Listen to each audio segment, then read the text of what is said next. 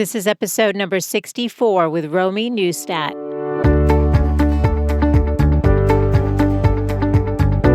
Welcome to the Good Life Coach podcast. I am your host, Michelle Lamoureux. The intention of this show is to awaken you to your fullest potential. Join me each week for inspiring interviews to elevate an area of your life, as well as interviews with women entrepreneurs who are creating success on their own terms. Each episode provides actionable tips to guide you to design a life you love. Hey there, it's Michelle, and welcome back. Today on the show, I have on Romi Neustadt, who's the author of the book, You Can Have It All, Just Not at the Same Damn Time. Now, the title does say it all. I think we, as women, have so many things pulling at us each and every day, and we struggle with how to get it all done, how to feel fulfilled with our relationships and our work. If you're a parent, as a parent, feeling like you're giving back to the community, feeling like you're a part of the broader world, how do you feel connected and fulfilled and happy and successful and all of that, right? So a few months ago, I was presenting at a women's conference, and Romi was also presenting that day, and it was based around this new book. And I just loved her energy and the messages that she was sharing that day. So she is here to talk to us about what she has discovered, what she's figured out about how to juggle being a wife, a mom, a professional success, a healthy human without losing your mind. So if you've wondered if you can have it all, you are in the right place. This is a great conversation, lots of actionable tips that you can implement today. So I look forward to introducing you to Romi. Here we go.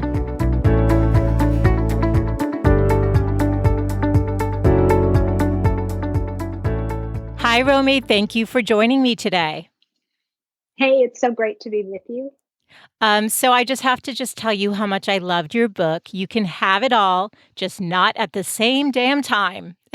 So hallelujah to that title and to just the whole concept. I love this so much. And as somebody who's read a lot of self-help books, what I have to just tell you that I so appreciated about it is that after putting it down, I walked away with such tangible and actionable things that I remembered from it, because I think with a lot of self-help books, you put it down and you're like, wait, what am I supposed to do next? Or what was the intention of that? And yours was so clear. And also it was like sitting with a really good friend who deeply cared about you. And there was just such an intimacy to the writing. So I just want to let you know that it's so well done. And I loved every page of it. Well, thank you. I'm doing cartwheels over here because what I felt just compelled to provide is a no BS roadmap based on what I've lived through and what I wanted to give all women. And I write like I talk. So I'm really thrilled that I get to have this conversation with all the readers. Yay, thank you. Well, let us start with your story. Just for people who don't know who you are, just give us a little backstory about who Romi is and what you do. Well, I'm a former corporate chick who used to be a lawyer, which I hated. I don't want to offend any lawyers who are listening, but it wasn't a good fit for me. I was a litigator and I'm not meant to fight for a living. And then I became a PR executive for a number of years. And then when my husband, John, and I had two little ones, Nate was 3, BB was 6 months old, I had the chance to start my own business. And I jumped at it and I started growing my business along with my PR career and turned it into a full-time gig. And that has grown into something that has allowed me to work from home around the kids. And along with that success and growing kids and an aging mother and all the other things that we deal with in life, right? Yeah. Made for a very full life and also created a lot of the challenges that led me to have to create this roadmap that you just read about in my book. So good. And, I think my listeners, we want to have it all. I think all women want to have it all. But you say that women are overwhelmed because they confuse having it all with doing it all. Can you give us what the difference is? It is the reason why so many women aren't able to be living the lives they want. Mm, You know, we women as a species are suffering from unrealistic expectations. yeah.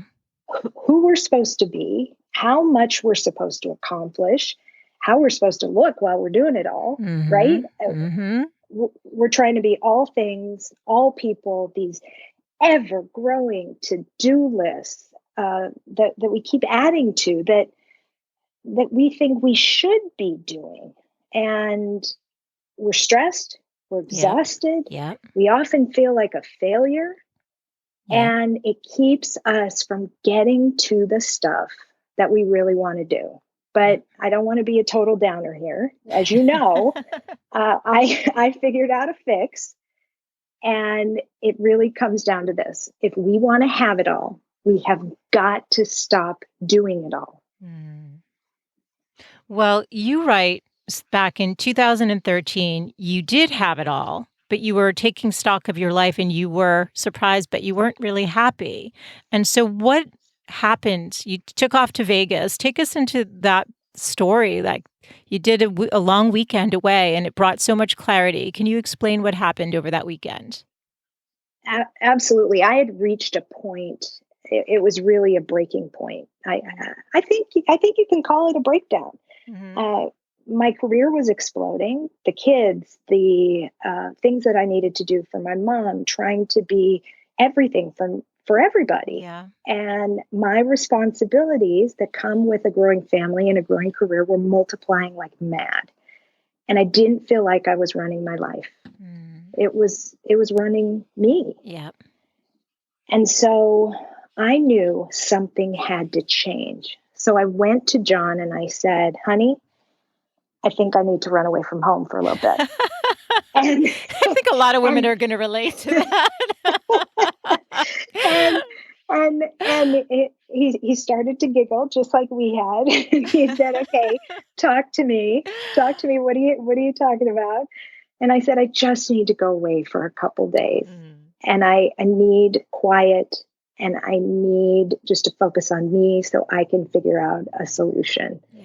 And and really, this was no surprise to my husband because he had been watching from the outside what had been going on, and even though he had tried to offer advice and help, Mhm. right, as Yeah. partners often can, Mhm. until we get to that point ourselves, we're not going to hear a damn thing. It's so true. Right. So off I went. I went to Vegas because it was a quick flight and it was easy. And I actually checked into a hotel, a quiet one that is a non-strip type hotel. Wasn't no gambling and going to shows. I was in a hotel room with books and my laptop Mm. and a journal, and I started searching. It's amazing what can happen when we give ourselves the gift of time and space. Now, I'm Mhm. not, I don't want to suggest that anyone who feels like this, who's going through this, needs to go off to a hotel room, fly somewhere, Right. right? Right. But just the act of carving out sacred time that says, Mhm. this is for me. Yep. I'm going to make this time non-negotiable Yep. and check in with myself what's going on and what I want. Now, I didn't know what I was going to find. I didn't know what would come out of it, but I knew that time had to happen. And that's when I started stumbling on things Mm. that made a lot of sense for me and ended up becoming a roadmap for how I was going to fix what was Mm. ailing my life and end up helping me teach other women how to do it. So good. Well, there's so many key chapters in the book. You start the book really talking about the importance of focus, and then also kind of relating that to the priorities and setting goals. So, how do we get focused in our lives? How do we get that clarity? One of the biggest problems is that we don't take the time to figure out what our priorities are. And in fact, most of us don't even know what priorities really means, and we've been confusing them. When I found myself in that hotel room, Michelle, 7 years ago, I was 42. Okay. And not once in my entire life had I ever taken the time to figure out what my priorities were at any given point in my life. And in fact, all those years of goal setting, I'm a very goal oriented person. I get the sense you are too. I was setting these goals, and I was, mostly slaying them. And I thought that was setting my priorities, but they're two very different things. And it was in that hotel room that I finally learned what these two terms are, how they're different, and how they need to relate to one another. Yeah, take us into the difference. So your priority, and you can have 2 to 3 going at any one time, not more than that. Your priorities are the things in your life right now, present tense, that are so important to you that not serving them is simply non-negotiable. So sitting in that hotel room, it was very clear to me that my priorities were, I make healthy choices every day. Because I knew if I wasn't taking care of my physical and emotional and mental health, everything else was going to go to pot, right? Yep. Another priority, non-negotiable, was that I am an active participant in my husband and children's lives. And right then, because my life was running me, I didn't feel like I was accomplishing that, but it was simply non-negotiable. That had to happen. And then the third priority for me was around my professional life. And the non-negotiable is I help women grow life-changing businesses. Yeah. And that's what I do, and that's what I serve. So that's what priorities are. Now goals are very different. Goals are something in the future that we want to achieve, and it's important to us, important enough to us to devote time and effort and energy to it. But here's the important part about the relationship between the two. If the goals you're setting are not serving one or more of your priorities, even if you achieve them, you're going to feel unfulfilled, scattered, inauthentic, and it's going to add to stress. And that's the doing it all versus having it all, right? This is where the disconnect is, right there. Right there. Yep. Absolutely right there. And this can be just a totally new way of thinking for folks. It was for me. But once you get the hang of it, and once you put it into practice again and again and again, it just becomes such an extraordinary way to know where to focus your time and your effort and your emotions and where not to. It's so good. It's so good. Now, you tie this in to the word for the year. Now, as you write in the book, it became very popular and everyone posts. And you know what made me laugh out loud when I was reading it? I did post a word, but I can tell you I don't remember what it was. and I think the way that you use it in conjunction with the priorities and goals is what solidifies it so you really can use it as an anchor. So can you talk about how you approach the word of the year? Yeah, so the very first concept that I happened upon in the hotel room that year was this thing called the one word. And true, it's like you said, way back then, no one had seen the washer bracelets, or the Today Show wasn't talking about it. Right. It was this new concept, but I fell in love with this idea of being able to declare what my year was going to stand for. Because I was in that hotel room in December. Okay. So what the coming year could stand for. And I declared that, okay, This is the year I'm going to achieve balance, because that's what I desperately wanted. But I was savvy enough to understand that simply declaring a word by itself, Yep. right? Yep. No matter how emphatically I did it, no matter how good the hashtag was on social media, Yep. it wasn't going to be enough to actually make the transformations that I needed to do in my life. So that's why I dug deeper and I kept searching. And that's when I had the epiphanies about priorities and goals. And so what I've done for the last several years is not only take myself through this process, but thousands of women I work with. I call it this whole one word process, where you declare your word, what you want it to stand for. And then you establish your priorities. So it's like the big picture. I didn't mean to interrupt, but it's like the 30,000 foot, like right there. And then everything, then the priorities, then the goals. And then the goals. And here's what can be very interesting. Yeah. Two things I've seen time and time again, and I even talk about this in the book. If you don't follow through and do the rest of the process, establishing your priorities and setting your goals that serve those priorities, just declaring that word isn't going to mean a damn thing. Absolutely. You're going to be over it. The other really fascinating thing is, I've heard from a lot of women who go through this entire process and they get done with their priorities and goals and look back and say, wait a minute, that's not even the right word. That's the word I thought I should want or should declare, but that's not my truth. And that's so powerful. Yep.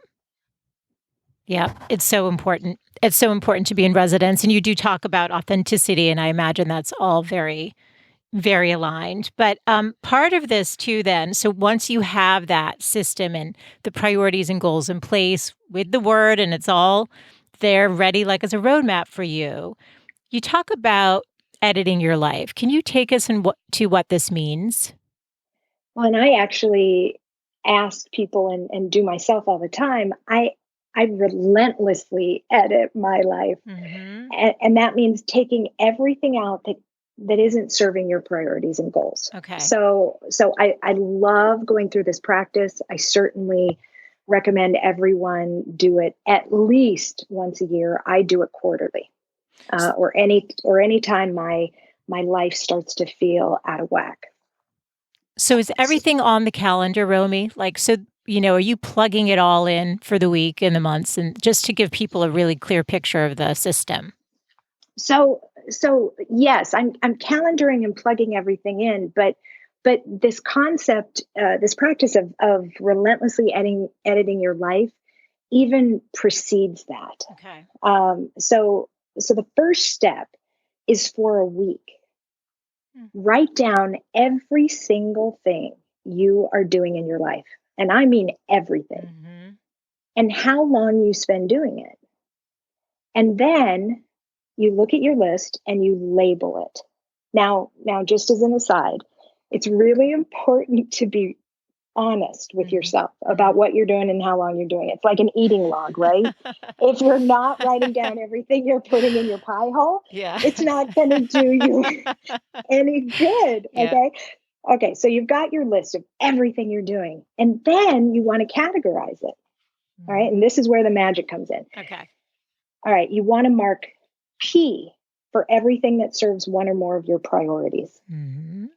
For everything that's helping you get closer to achieving one or more of your goals, that gets a G. Okay. Everything you must do gets an M. And by must, I mean personal hygiene, going to the bathroom. Remember, I said you got to write down everything.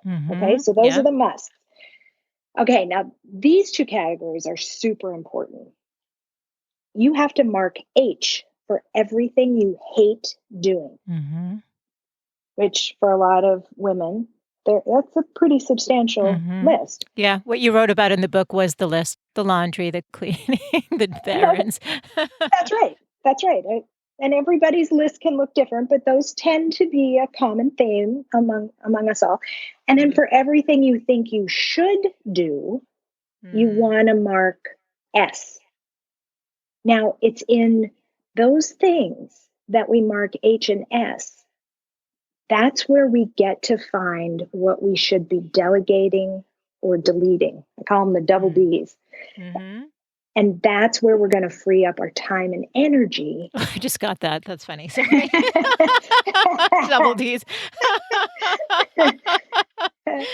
So the things that are weighing you down, like, my double Ds used to. So, okay, so that's where you're going to free up your time and energy to focus on the things that are serving your priorities and goals. Yeah. When I read that in the book, I was like, oh my goodness, like, the thought of actually sitting and doing it, I'm like, is actually going to be so beneficial with the way that the system is laid out that absolutely I have so much curiosity now around what that list would look like. And also, that you're doing so much, but you actually don't often celebrate what you're accomplishing or feel good about it because you're just doing without really realizing really how much you've gotten done. So it'll be really interesting to do this, I think, for all the women when they do this exercise. But I have to tell you, my favorite part was when we talk, let's see, I'm going to see right here I have the book in front of me. It's chapter 3, know what your time is worth.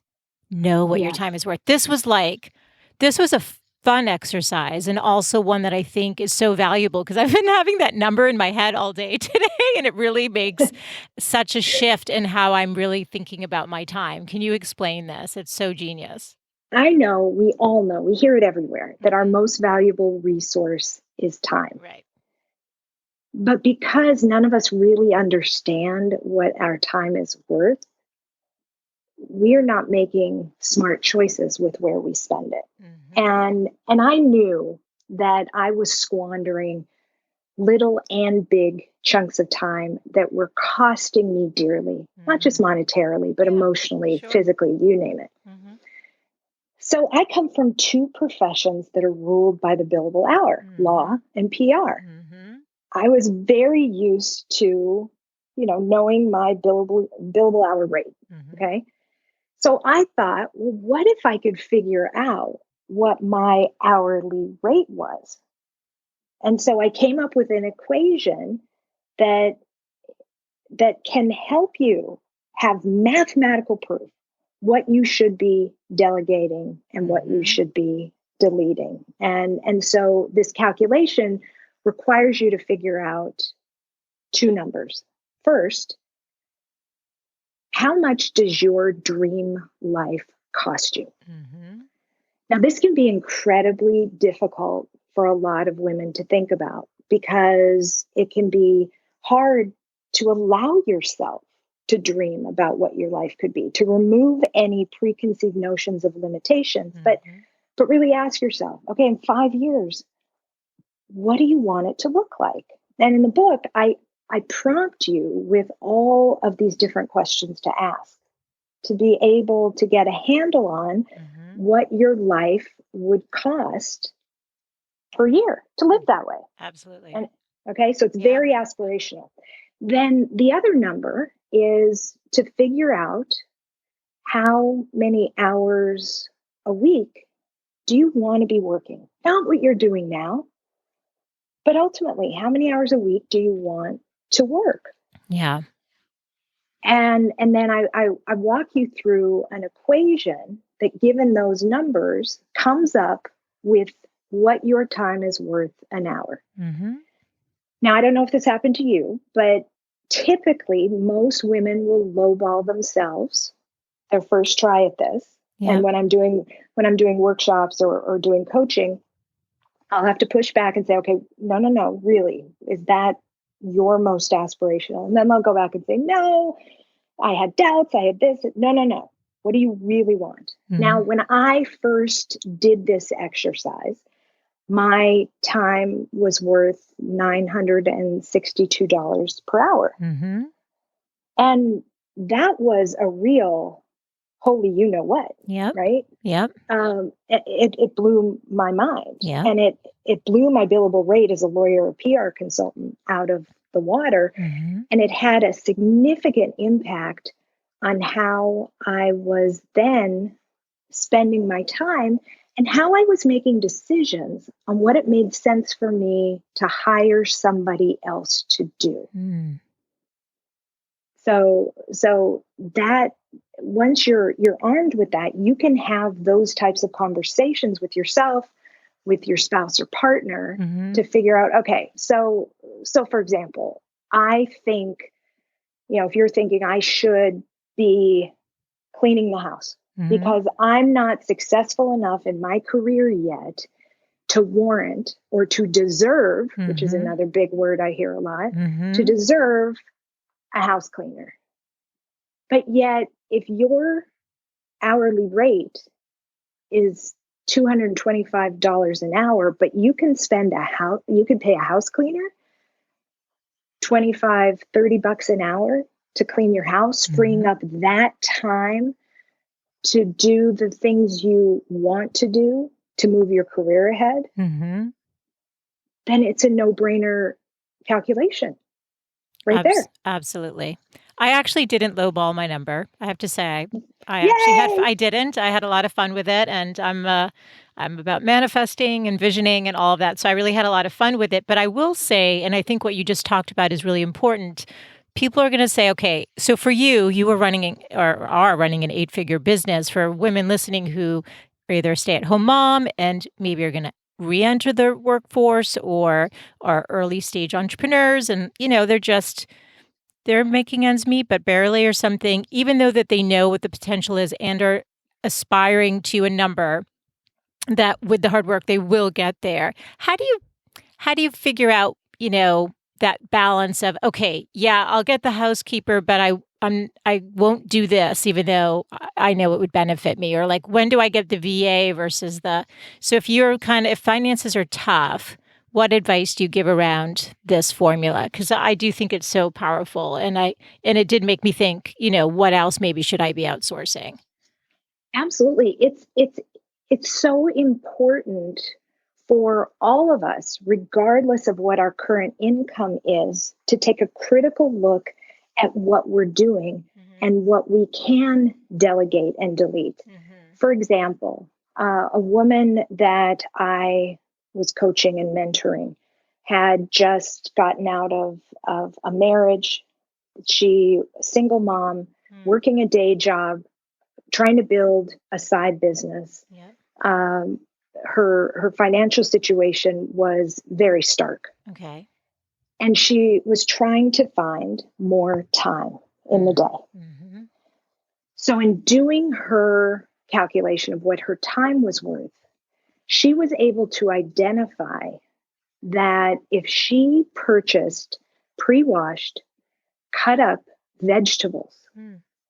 spent a couple more dollars there, because it was far less than the time that it took for her to do that, Mm-hmm.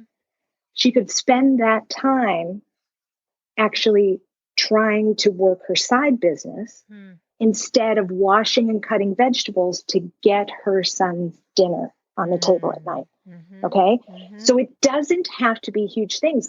That's helpful. Yeah. The Right. little incremental changes and decisions you make around delegating or cutting stuff out, or They, adding help. I love that. Yeah. they matter. They Yeah. matter. And over Yep. time, as you create more and more resources for yourself, if that is part of the all you're looking for, Mm-hmm.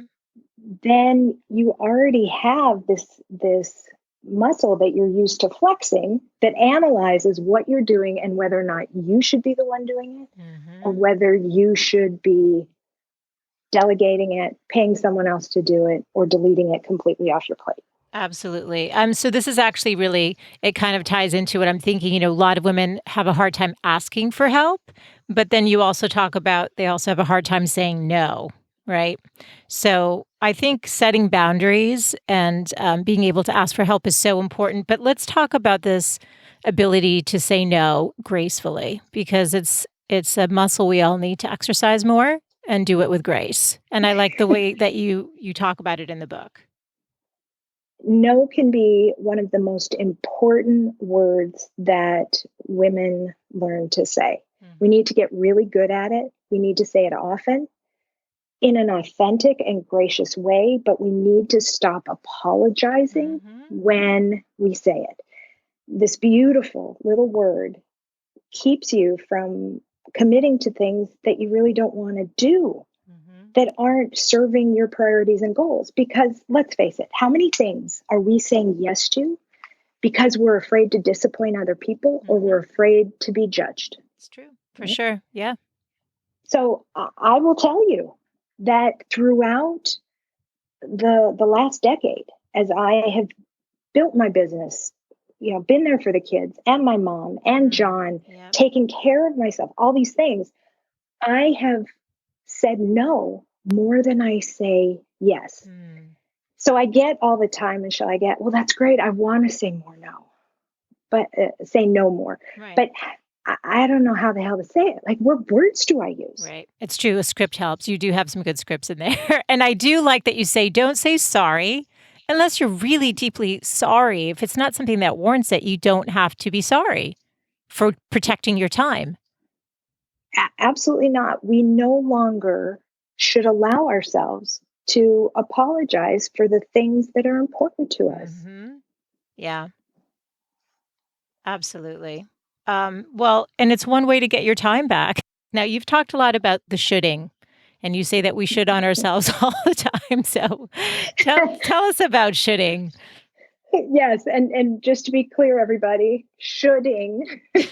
Yes, we are shoulding all over the place, and I'm on a mission to get women to stop doing it because it's keeping us from living the lives we want. It's a waste. It's an absolute waste. So that's why going through everything on your list and the things that are marked S, you have to be, critical and honest with yourself. Yeah. Everything that's on there.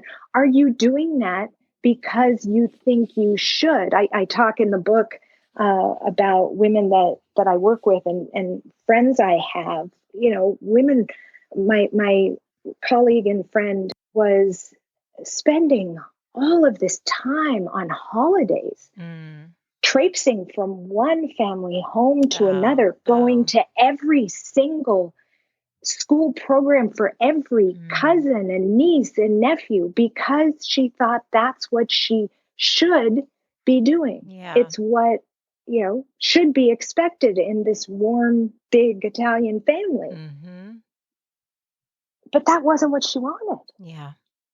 And how often are we doing that throughout our entire lives? I'm asking you to stop and examine how much of that is going on in your life. Yeah, absolutely. Again, another way to get time back and also to feel like you're living your authentic self. I mean, everything you're talking about is all aligned and intertwined for having it all. So it's so good. But now take us into 2018. You ended up having a little bit of a health crisis that reprioritized your life again. Can you tell us about that? I'm so glad you asked about this because I want everyone to understand. Just because I had this huge epiphany 7 years ago and I figured out this process and I started making changes and I adopted habits and all of these things that I write about, I want it really clear that I'm human, I'm a work in progress, and I backslid and I made mistakes and I became unfocused from some of the things that were super important to me because that's what we humans do. And back in 2018, I allowed myself to fall back into some of the traps of allowing too many of the shoulds to get in. I wasn't as hyper focused on my priorities and goals. I wasn't making time for quiet, which is one of the things that, as you know, I talk about being essential so that we can hear what I like to call our heart voice, which is that voice inside of us that's telling us what we really want when things aren't right. And I was just running out of the gates the beginning of 2018 in super doing mode. And I was ignoring all the signs that something was going on with my health. And I wasn't getting quiet. And it's interesting when you're not listening to your heart voice, it will continue to get louder and louder. So true. Until it's screaming at you. And that screaming ended up being in the form of debilitating fatigue, brain fog, aches, fever, you name the whole long list of things. And I no longer could deny that something was going on. And I went to John, who happens to be a naturopathic doctor. That's helpful. Which is amazing. It is. Amazing. But even when you live with a doctor who is intimately involved in your life and an incredible partner, you can be so focused on just pushing yourself and not taking care of yourself that you can even hide the symptoms from them. That's true. I was hiding them from me, and he wasn't even seeing them either. Wow. And I went to him and said, okay, something's wrong here. Here's what I'm experiencing. He really knew what was going on, but he said, let's confirm it with tests. And it turns out I had a really bad flare of the Epstein-Barr virus. For the folks listening who don't know what that is, EBV is a virus that causes illnesses like mono. I had mono in college, and once it's in your body, it's always there. And it stays dormant, but it can get triggered? It can get triggered. And it can get triggered by stress, by lack of sleep, by all these things. And these wonderfully helpful habits that I had implemented, I had been cheating on. Not being militant with the amount of sleep, not eating the way that I knew I should be all the time. That's a good should, not a that's a good kind of should. And I was doing it because I was filling my time with too much of the other stuff that wasn't important. And so that screaming heart voice led me to have to pull out of my life for over 4 weeks. Wow. Where it's amazing how you focus when you have no other choice. And I focused entirely on my health and getting back on my feet. And I have to tell you, I am so grateful that it happened because it increased my commitment to this whole process because it works. And it was after that I knew that I was ready to write this book. And I knew that I had to get this out there. That's such a good story. I did realize, and so the book came after. I was wondering in the process. And so you do talk about in the book, establishing good habits and relationship with technology. Let's touch on the technology piece because you write how you're addicted. I'm addicted. We're all addicted. And I don't even really use social or like it. But I was saying one day, like the phone is always in my hand. I don't even know how it got there. It's like, why is it in my hand? I don't want it in my hand.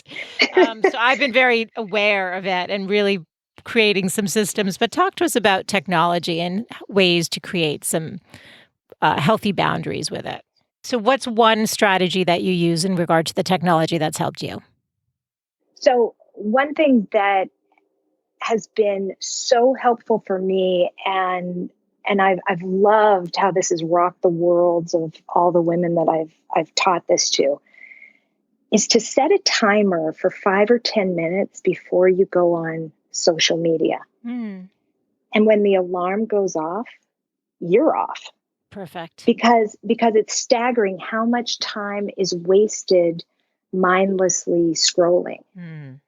And this becomes even more profoundly impactful after you've done the exercise of writing down everything you do in the course of a week, because you will be able to see how much time you're spending on social outside of what you may or may not need to do for work, which I have to do a lot for work on social. Sure.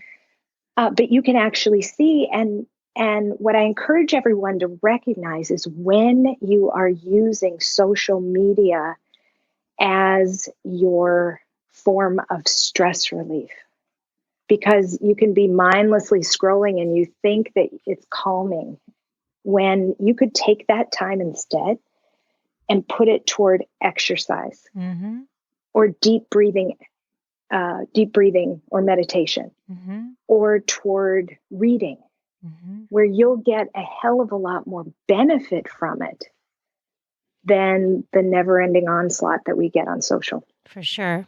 Now, you ask a question that you say is interesting to you in the introduction of your book. You say, why do some women become the people they were designed to be and create the lives they really want to live and others don't?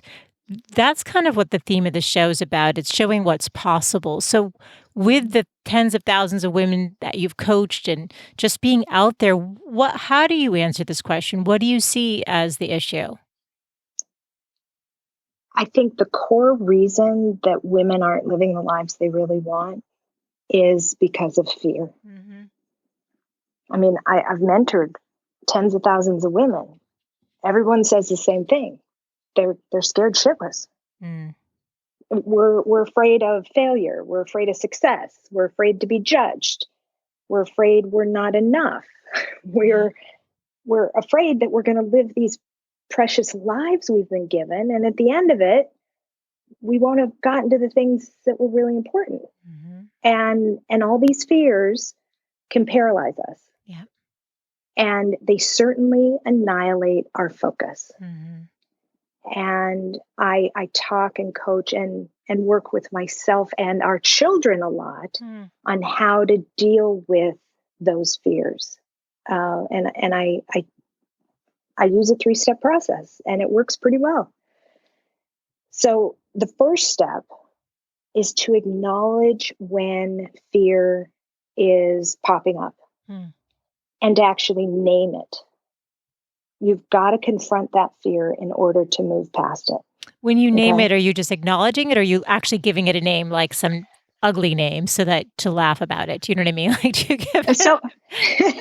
So you can actually do that if that works for you. Yeah. For me, I actually, with the kiddos, that might be fun to name it. Right. Yeah. Absolutely. But for me, for example, if I found myself blocked in the writing process of this book, and I felt, we can feel fear rising up in us, right? Yep. So I would stop, I would take a breath, and I would say, oh, okay, I'm afraid that this is going to suck, or people are going to judge me because they may not like it, right? Okay, so that's the first step, is to recognize it and name it however you want to. And you can be funny about it, you can, whatever you want to do. Okay. The second step is to ask yourself, what is the absolute worst thing that could happen? Okay, now, what is the worst thing that could happen?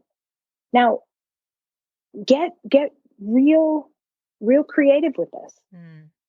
And so in that example about, I was scared that it was going to suck. Okay, let's really go with it. Get in with it.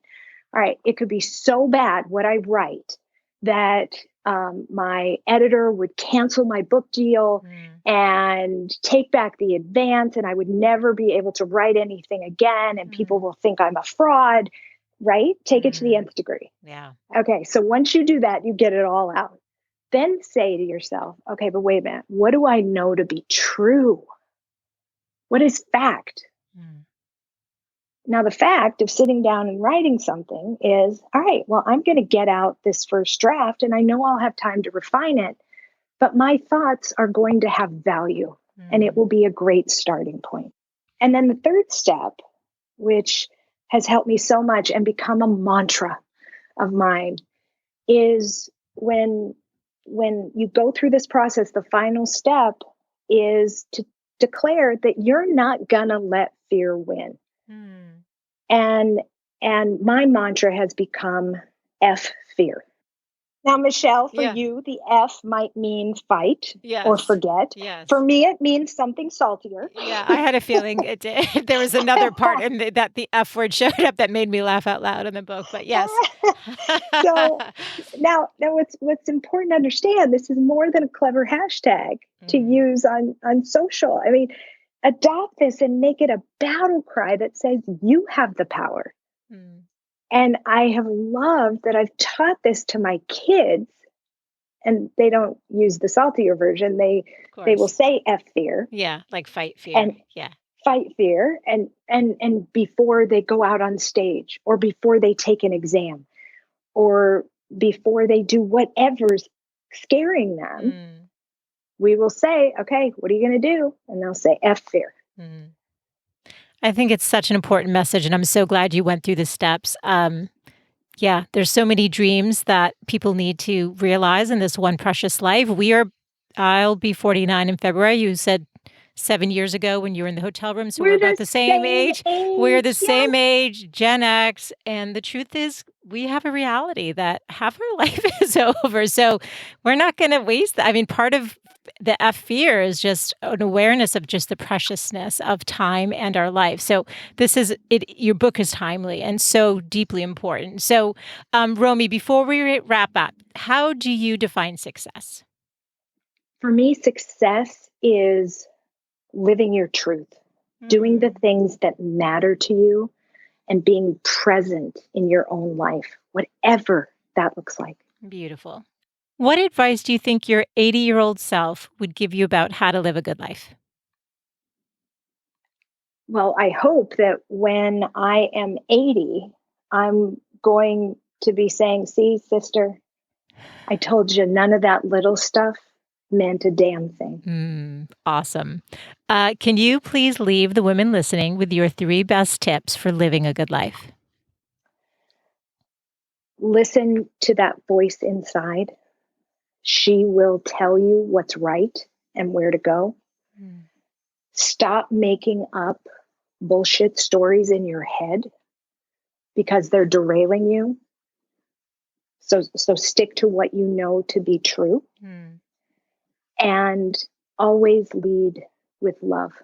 mm. Love for yourself, for others, and show yourself grace, because each of us is magnificent and we can do unbelievable things if we give ourselves the permission to do it. Thank you so much for such an insightful and beautiful interview. I loved what you've shared today. Romy, where can I direct people to learn more about you and your work and the book? Where can we direct people? Go to romineustadt.com. On there, you'll find out more about me and about my book. And I hope that you'll become part of the Have It All sisterhood. Awesome. And I'll be linking everything in the show notes. So thank you so much for your time today. This has been really such a pleasure. And I wish you tremendous success with your book. Thank you so much, and keep putting out in the world what you're doing, because it's so good and so important. And I'm just so grateful that our paths have crossed. Me too. Thank you, Romy. I really hope that you walked away with some new information or inspiration that you can put into effect in your life. All of the show notes can be found over at thegoodlifecoach.com. And if you know of someone who would benefit from today's conversation, please do take a second to share it. Now, I do have one request. If you've gained any value from this show, from any of the episodes, would you be so kind to head to your favorite podcast player, hit that subscribe button so you don't miss another episode, but then take a second to rate and review the show.